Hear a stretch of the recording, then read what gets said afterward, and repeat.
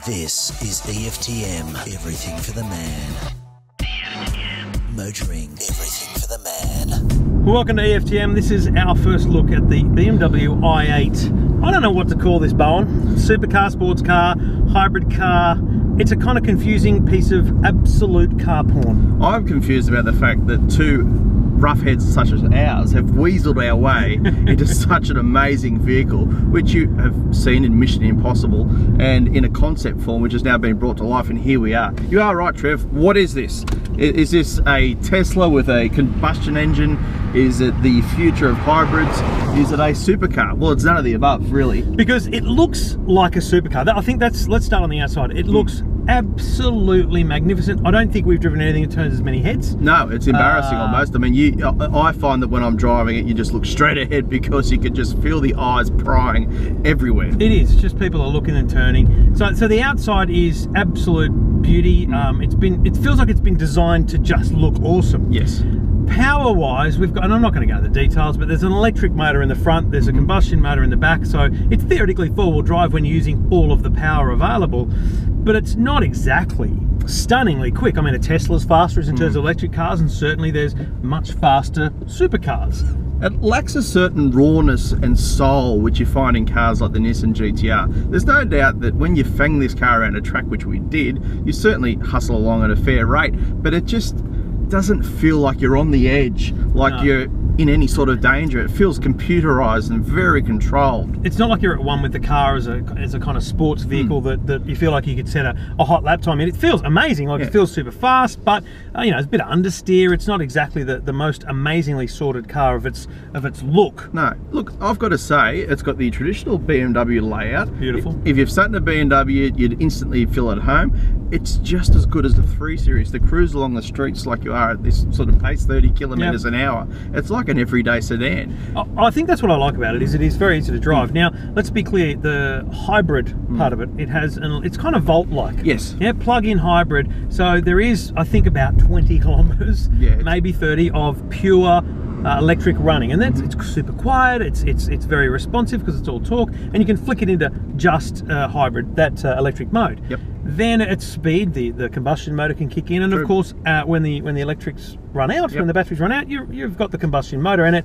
Mate, flick it into sport mode, you're in full combustion. It's a little 3-cylinder turbocharged. Yeah, you'll find one in a Mini, and you barely hear it. In fact, you don't hear it at all. A artificial engine noise is generated as you drive along. In fact, sometimes I don't know if I'm hearing the engine or the noise which is being pumped through this fantastic sound system. It's very interesting. But look, it goes. There's no doubt when you whack it into sports mode, the dash lights up orange, and you do get some you get some good sound, and you get some good power. And to be honest, standing outside it today, watching it go around, it does sound good. It does sound okay. It doesn't sound like an F-Type or a Ferrari. Correct. But so it has this confused sense to it, and I think that's what worries me, because let's be clear, it's $300,000. Big bucks, big bucks, and for what you get, it's still a beautiful interior. It does feel like you're in a $300,000 car. Would you agree? No, I totally.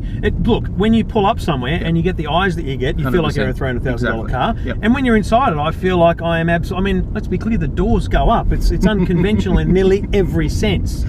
And it's got those, well, let's call it scissor doors, and entering this car is not exactly the most graceful act. I don't think we've nailed it yet. I think you need to reverse in, and that's what we've been doing. Arse in. Arse in first. You grab the handle on the door and reverse yourself in. Mind you, we're not exactly athletes, so if you're a little bit more nimble than what we are, you probably wouldn't have such an issue. But Trev, look, acts like a traditional Toyota Camry hybrid, which I've got, as you cruise around the streets. When you do run out of battery power, you have those small little lapses of silent cruising along until the combustion engine kicks in. Great fuel economy. We're averaging about 7.9 kilometers per. And that's with a bit of fun flogging. We flogged it. We did flog it, and we smashed BMW.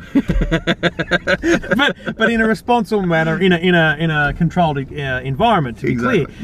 What's interesting about that is when the battery, because this battery ran out after 20 minutes picked it up, right? Exactly. On the highway, it regenerates the battery pretty well. So it's still able to take advantage of, there's 4 kilometers worth of battery power on it right now, okay? Exactly. So in this traffic, it's using the battery power when it can. So it does leave quietly and subtly, it does all those things. Look, aside from that, it is a regular BMW in every sense of the word. All of the in-flight entertainment, as you might call it, is pretty darn sensational. It has great camera system, it has has guidance, it has all the other things you'd expect. Laser headlights. Laser headlights. Who wouldn't want laser headlights? They're bright. They're very, very bright. And that, my friend, is exactly what laser headlights are for. Exactly. But at the end of the day, this is a stunning car to look at. It's a very impressive car to drive.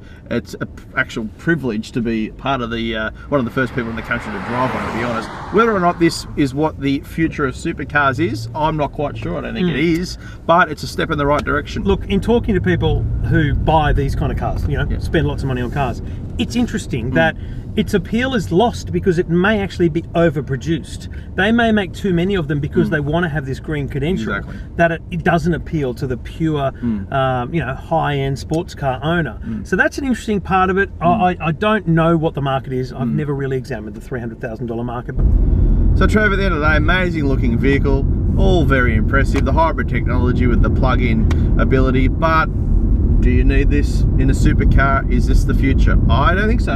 I don't think it's the future. I think it's great that BMW have experimented in this space, but I get back to the fact that the Tesla is an outstanding piece of automotive engineering in its drivetrain. Essentially, it lacks a lot as a vehicle. And what is stunning about that is if you combined the kind of Tesla skateboard, which is their rolling chassis, with what is in here, it would be the ultimate car, right? The ultimate gadget. Correct. Ultimate gadget, ultimate car, ultimate supercar, ultimate car porn. And so it's interesting that they kind of haven't nailed it. So it's a great first leap, and I'm sure they'll do very well with it because people want to be seen driving something like this. It's probably okay to be driving one like it is to drive a Prius, you know, in terms of LA kind of Hollywood style. Style over substance, Trev. That's what it is. It's a fantasy for many. Many will fall for it. Don't think we did though. Look, I don't have 300 grand, so it's not really. The good thing is it's not really in the equation. It's not even within our ballpark. Can I tell you, if I had 300 grand, oh, there's so many other choices. Get a GTR 180. Got plenty more to spend. I'd go Jag. Jag, F-Type. Yeah. Well, there you go. There's our conclusion. Great car. Well done, BMW. Very impressive. Love the technology. We'll do the same with the i3 because I think that's something stunning inside, and that's a little bit more fully electric, if you like. But the i8 is beautiful. It's just not for me. Not for me either.